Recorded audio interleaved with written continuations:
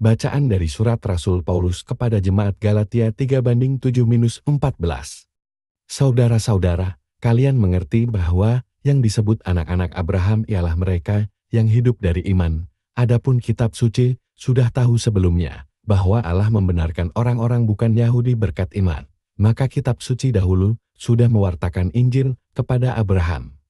Olehmu segala bangsa akan diberkati, jadi mereka yang hidup dari iman akan diberkati bersama-sama dengan Abraham yang beriman itu. Sebaliknya semua orang yang hidup dari pelaksanaan hukum Taurat berada di bawah kutuk, sebab ada tertulis, terkutuklah orang yang tidak melakukan segala sesuatu yang tertulis dalam hukum Taurat. Memang tidak ada orang yang dibenarkan di hadapan Allah karena melakukan hukum Taurat. Hal itu jelas karena orang yang benar akan hidup berkat imannya. Padahal dasar hukum Taurat bukanlah iman, melainkan perbuatan. Sebab tertulis, barang siapa melakukannya, akan hidup karenanya. Kristus telah menebus kita dari kutuk hukum Taurat, dengan jalan menjadi kutuk karena kita, sebab ada tertulis.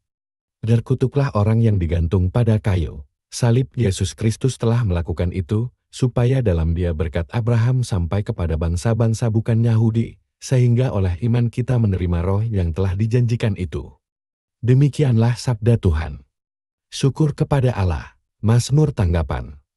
Referen Tuhan selalu ingat akan perjanjiannya. Aku bersyukur kepada Tuhan dengan segenap hati, dalam lingkungan orang-orang benar dan di tengah jemaat. Besarlah perbuatan-perbuatan Tuhan, layak diselidiki oleh semua orang yang menyukainya. Referen Tuhan selalu ingat akan perjanjiannya. Agung dan semaraklah pekerjaannya. Keadilannya tetap untuk selama-lamanya. Perbuatan-perbuatannya yang ajaib dijadikan peringatan. Tuhan itu pengasih dan penyayang. Referen Tuhan selalu ingat akan perjanjiannya.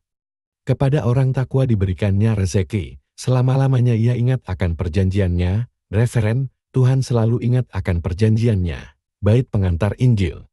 Sekarang penguasa dunia ini dibuang keluar, sabda Tuhan, dan bila aku telah ditinggikan dari bumi, aku akan menarik semua orang kepadaku. Semoga Tuhan berserta kita, sekarang dan selamanya. Inilah Injil Yesus Kristus menurut Lukas.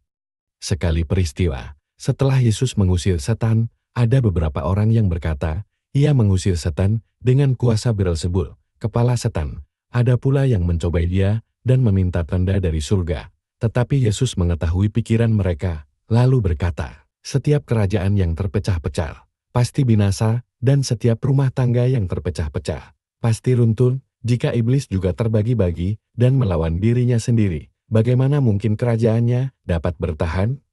Sebab kalian berkata bahwa aku mengusir setan dengan kuasa Beelzebul.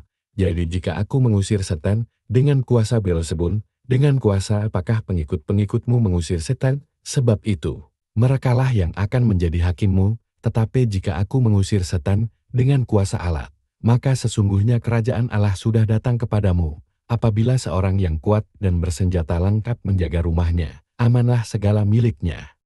Tetapi jika seorang yang lebih kuat daripadanya menyerang dan mengalahkannya, maka orang itu akan merampas perlengkapan senjata yang diandalkannya, dan akan membagi-bagikan rampasannya. Barang siapa tidak bersama aku, ia melawan daku. Dan barang siapa tidak mengumpulkan bersama aku, ia mencerai-beraikan. Apabila roh jahat keluar dari manusia, ia mengembara di tempat-tempat yang tandus mencari perhentian, dan karena tidak mendapatnya, ia berkata, aku akan kembali ke rumah yang telah kutinggalkan itu. Maka pergilah ia dan mendapati rumah itu bersih tersapu dan rapih teratur. Lalu ia keluar dan mengajak 7 roh lain yang lebih jahat daripadanya, dan mereka masuk dan tinggal di situ. Maka akhirnya keadaan orang itu lebih buruk daripada keadaannya semula. Demikianlah sabda Tuhan. Terpujilah Kristus.